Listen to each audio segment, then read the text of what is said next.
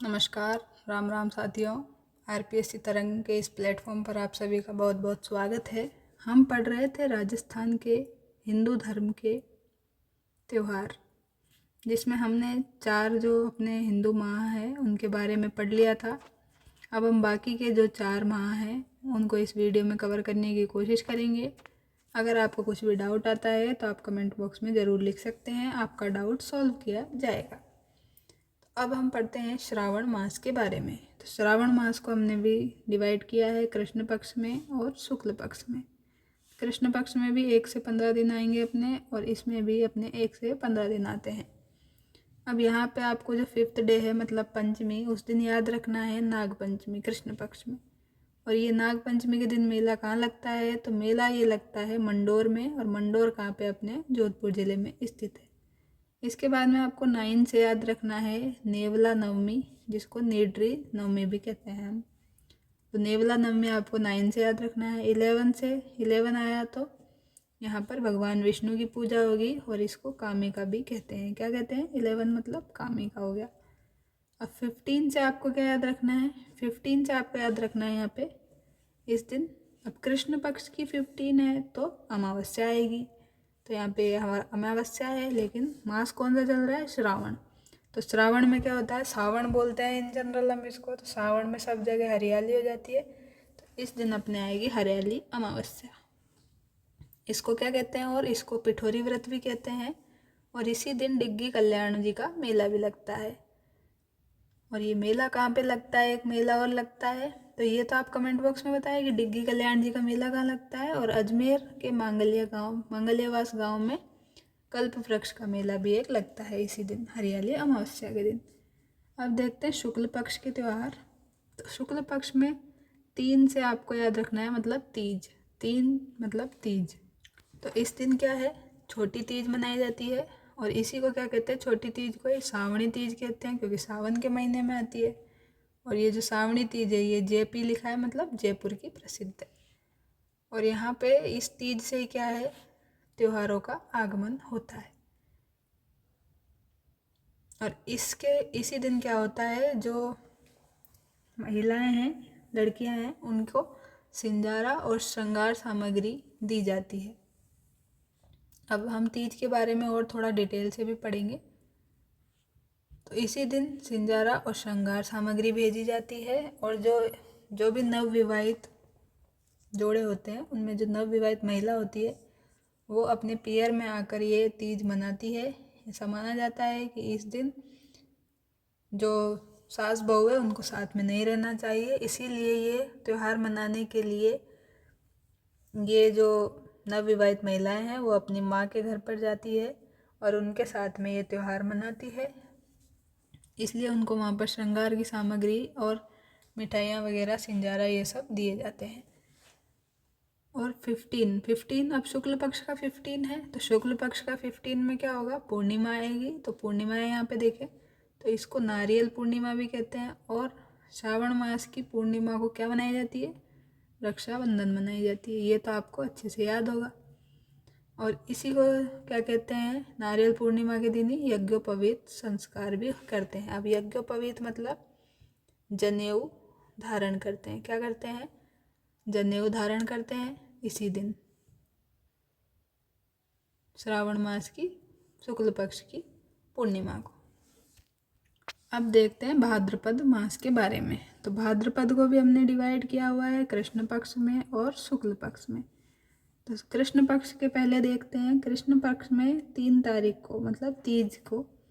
तो तीज से तो तीज ही हो गया। अब तीज ये वाली कौन सी है? तो ये है अपने पास कजली तीज, जिसको बड़ी तीज भी कहते हैं या फिर बूढ़ी तीज कहते हैं। और अभी आपने देखा था छोटी तीज। तो छोटी तीज कब देखी थी आपने? श्रावण मास में देखी थी, और श्रावण में भी शुक्ल पक्ष में देखी थी। तो श्रावण शुक्ल में तो छोटी तीज देख लिया आपने, जो कि कहाँ की प्रसिद्ध है? जयपुर की प्रसिद्ध है। और ये जो बड़ी तीज है कजली तीज, ये कहाँ की प्रसिद्ध है? तो ये बूंदी की प्रसिद्ध है। अब इसी दिन यहाँ पे भी देख ले, शुक्ल पक्ष में भी तीज आएगी। तो इस दिन भी हरिकालिका तीज मनाई जाती है। तो ये आपने देख लिया। अब यहाँ पे देखें षष्ठी, कृष्ण पक्ष की षष्ठी के दिन क्या होगा? तो षष्ठी से ही पता चल रहा है कि ये क्या है, ऊब छठ है, यहाँ पर छठ आ गया तो षष्ठी आ गया। यहाँ पे इसको हल छठ भी कहते हैं और ललाई छठ भी इसको कहते हैं। अब कृष्ण पक्ष में 8 के दिन क्या होगा, 8 मतलब अष्टमी। तो यहाँ पे इस दिन क्या होता है, कृष्ण पक्ष में श्री कृष्ण जी का जन्म होता है, इसलिए इसको श्री कृष्ण जन्माष्टमी के रूप में भी मनाया जाता है या फिर कृष्ण जन्मोत्सव के रूप में भी मनाया जाता है। अब 9 का मतलब नवमी, तो यहाँ पे आएगी अपने गोगा नवमी। अब 10 आया तो 10 का मतलब दसवीं, तो कृष्ण पक्ष की दसवीं के दिन गौरी का पूजन किया जाता है। अब यहाँ 12 दिखाई दे रहा है, 12 दिखाई दे रहा है, तो 12 का मतलब बारस, तो 12 मतलब बारस, तो बछ बारस, तो यहाँ पे बछ बारस मनाई जाती है, गाय के बछड़े की यहाँ पे पूजा की जाती है। अब 15 आया, अब कृष्ण पक्ष का 15 है तो आपको अमावस्या याद रखनी है, अमावस्या आएगी, लेकिन अमावस्या कौन सी है, तो सती अमावस्या है अब की बार। अब देखते हैं शुक्ल पक्ष के बारे में। तो शुक्ल पक्ष में क्या हो जाएगा, 3 से तो आपने देख ही लिया, हरतालिका तीज हो गई। अब 4 से देखते हैं, 4 से क्या है, 4 मतलब चतुर्थी, तो चतुर्थी आएगी। अब चतुर्थी कौन सी आएगी, गणेश चतुर्थी, जिसको क्या कहते हैं और चतरा चौथ भी कहते हैं। अब भाद्रपद है, जो तो टाइम कौन सा चल रहा है, सितंबर से अक्टूबर वाला, सॉरी ये टाइम चल रहा है अपने अगस्त से सितंबर वाला, भाद्रपद मतलब अगस्त से सितंबर वाला। अब यहाँ पे 5 मतलब पंचमी, तो यहाँ पे आएगी अपने ऋषि पंचमी। अब ऋषि पंचमी हो गई। अब 7 दिख रहा है आपको, 7 से क्या होगा, यहाँ पे देव नारायण जी का मेला लगता है इस दिन, कब, भाद्रपद शुक्ल सप्तमी को मेला लगता है। अभी मेले में भी हम इसको देखेंगे कि इनका मेला कब लगता है और कहाँ पे लगता है। तो यहाँ पे बता देती हूँ मैं, देव नारायण जी का मेला लगता है आसिंद गांव, जो कि भीलवाड़ा में आता है, भीलवाड़ा जिले में, यहाँ पे इनका मेला लगता है देव नारायण जी का। हम मेले के टॉपिक में इसको ज़रूर देखेंगे। अब 8 से आपको दिख रहा है, 8 मतलब अष्टमी, तो यहाँ पे अब राधा अष्टमी मनाई जाएगी और जिसमें भर्तृहरि जयंती भी इस दिन मनाई जाती है। अब 10 से आपको दिख रहा है यहाँ पे दसवीं, तो दसवीं कौन सी दशमी, तो तेजा दशमी, तेजा दशमी, तेजा जी का मेला यहाँ पे इस दिन लगता है और इसी दिन खेजड़ली का मेला भी आयोजित किया जाता है। और इसी दिन विश्वकर्मा जयंती भी मनाई जाती है, कब, भाद्रपद शुक्ल दशमी को। 11 से आपको देखना है, 11 मतलब 11, तो 11 आएगी, 11 को एकादशी कहते हैं और इसी को देवझूलनी एकादशी कहते हैं। 14 मतलब चतुर्दशी, तो चतुर्दशी आएगी, तो ये चतुर्दशी है, पर ये चतुर्दशी कौन सी है, इसको अनंत चतुर्दशी कहते हैं। क्या कहते हैं इसको, अनंत चतुर्दशी। अब यहाँ तक आपके त्यौहार हो गए। अब इसके बाद में क्या होगा, 15 तारीख को मतलब 15वीं तिथि को क्या होगा, यहाँ पर श्राद्ध पूर्णिमा मनाई जाएगी भाद्रपद शुक्ल पक्ष में। अब जब ये श्राद्ध पूर्णिमा मनाई जाएगी, इसके बाद में क्या होगा, कृष्ण पक्ष शुरू होगा अगले माह का। तो अगला माह कौन सा है, आश्विन माह है, तो उस माह से क्या हो जाएगा, श्राद्ध अपने चालू हो जाएंगे, श्राद्ध शुरू हो जाएंगे। तो यहाँ पे आपको आश्विन माह दिख रहा है जिसमें कृष्ण पक्ष शुरू हो गया। अब तो यहाँ पे कृष्ण पक्ष में 1 से 15 तक की जो तिथि है उनमें अपने श्राद्ध चलते हैं। इस दिन में ब्राह्मण भोज कराया जाता है और ये अपने पितृदेवों के लिए सब इसमें ब्राह्मणों को भोजन कराते हैं और दान पुण्य करते हैं और उनकी आत्मा को शांति के लिए प्रार्थना करते हैं। अब देखते हैं शुक्ल पक्ष में। तो यहाँ तक तो श्राद्ध चल रहे हैं, तो श्राद्ध में कोई भी मांगलिक कार्य नहीं करते हैं, इसीलिए यहाँ पे कोई भी त्यौहार आपको दिखाई नहीं दे रहा है। अब देखते हैं शुक्ल पक्ष में। अब शुक्ल पक्ष में क्या होगा, शुक्ल पक्ष में 1 मतलब प्रतिपदा, तो प्रतिपदा को क्या हो गया, यहाँ पे फिर से नवरात्रे शुरू हो गए, तो प्रकट नवरात्र आ गए यहाँ पे। तो ये तीसरे टाइप के नवरात्र आपको दिख रहे हैं, साल में 4 बार आते हैं, ये तीसरी बार आपको दिख रहे हैं। अब ये नवरात्रे वही आश्विन शुक्ल एकम से शुरू होंगे और नवमी तक चलेंगे। फिर 8वें दिन जो अष्टमी है उस दिन दुर्गा अष्टमी मनाई जाएगी। फिर शुक्ल पक्ष में नवमी के दिन महानवमी मनाई जाएगी और जो दसवीं है 10 तारीख दिख रही है आपको, ये 10 तिथि, इस दिन दशहरा जिसको विजयादशमी भी कहते हैं, इसी दिन रावण की मृत्यु की थी, रावण का वध किया था श्री राम भगवान ने। तो इसी लिए इसको क्या है, 10 को विजयादशमी मनाई जाती है। और इसी दिन क्या करते हैं, अस्त्र शस्त्र की पूजा करते हैं और खेजड़ी के वृक्ष की भी पूजा करते हैं। और ये दशहरा अगर पूछा जाए कहाँ का प्रसिद्ध है, तो दशहरा अपने कोटा ज़िले का बहुत ज़्यादा प्रसिद्ध है। और ये शुरू किसने करवाया था, तो ये शुरू करवाया था राव माधो सिंह ने। किसने शुरू करवाया, ये राव माधो सिंह ने ये दशहरा शुरू करवाया था, कोटा का दशहरा।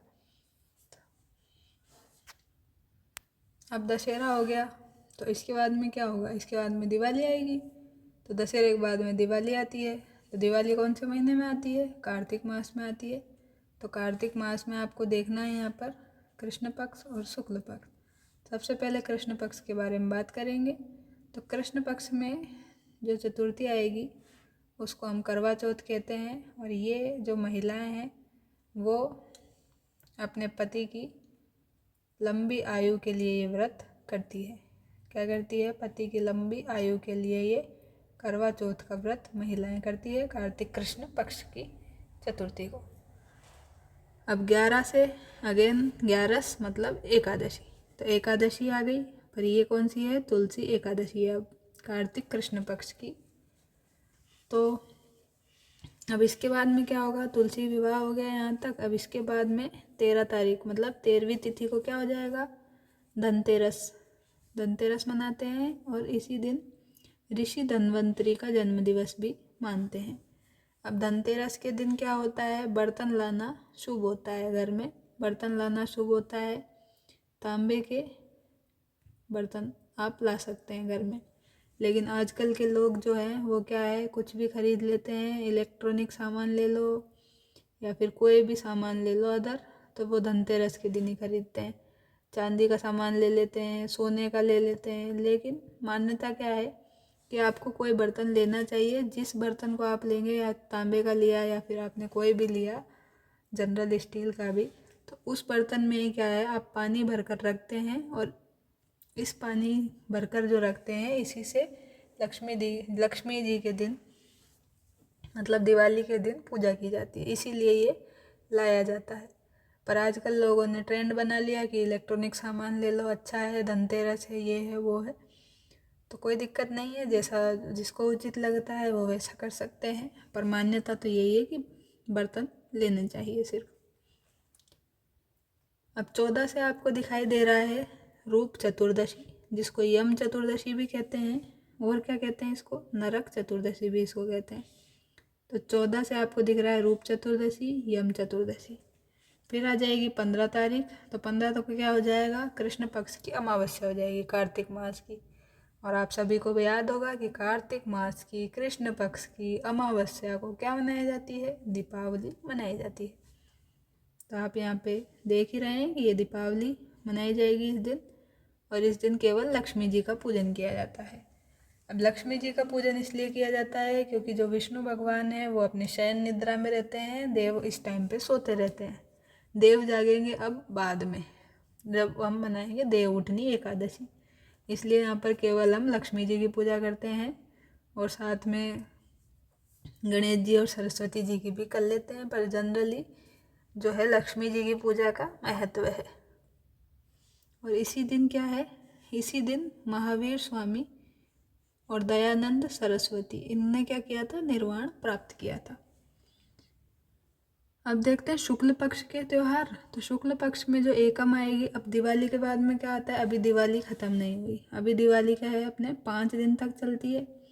तो सबसे पहले तो आपने पढ़ ली धनतेरस, धनतेरस के बाद रूप चतुर्दशी पढ़ ली।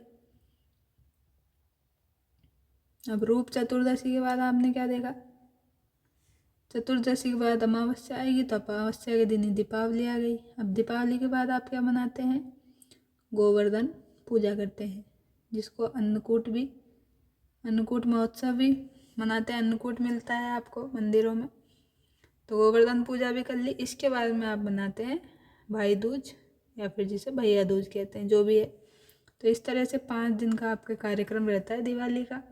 तो अभी तो हमने ये 3 ही देखे। अब ये 3 जो त्यौहार है, धनतेरस, रूप चतुर्दशी, दीपावली, ये तो अपने आते हैं कृष्ण पक्ष में, क्योंकि ये अमावस्या के तक हो गए।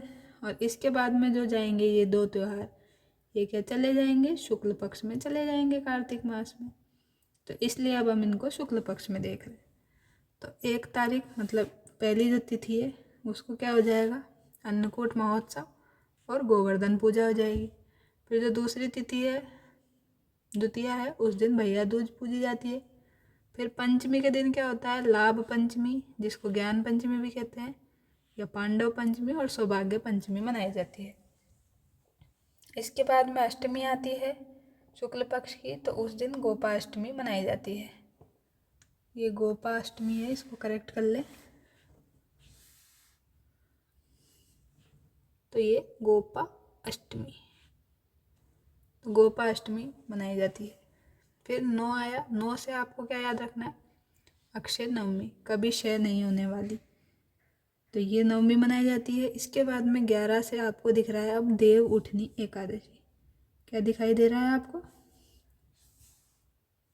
यहाँ पर, देव उठनी एकादशी। कलर चेंज करते हैं दोस्तों। तो यहाँ पे आपको दिख रहा है देव उठनी 11। तो ये देव उठनी 11 आ गई यहाँ पर। तो इस दिन से क्या है, मांगलिक कार्य शुरू हो जाते हैं। मतलब कोई भी आपको शादी विवाह संबंध जो भी करना है, घर का प्रवेश करना है, कुछ भी मांगलिक कार्य करना है, वो सब आप यहाँ पे शुरू कर सकते हैं देव उठनी 11 से। तो इस दिन से शादियों का सीजन शुरू हो जाता है, शादियाँ होना शुरू हो जाती है।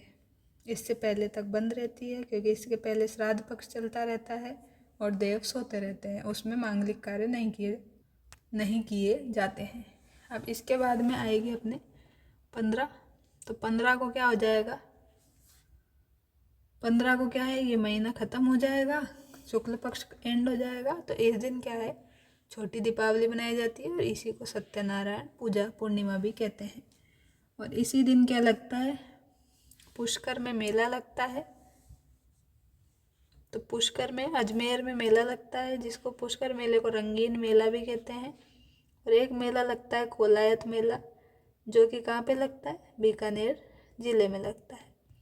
तो पुष्कर वाला तो कहाँ लगता है, अजमेर में, और कोलायत वाला लगता है बीकानेर में। और इन दोनों मेलों में क्या है, इस दिन दीपदान का महत्व है। और इसी दिन कार्तिक शुक्ल पूर्णिमा को क्या है, एक मेला और लगता है, जो है चंद्र भागा मेला। तो इस टाइप से आपको ये सब याद रखना है। तो आज हमने 4 माह वापस से कंप्लीट कर लिए हैं हिंदू माह के त्यौहार के अकॉर्डिंग। तो बाकी के जो रिमेनिंग आपके बचेंगे वो अगली वीडियो में कवर करा दिए जाएंगे।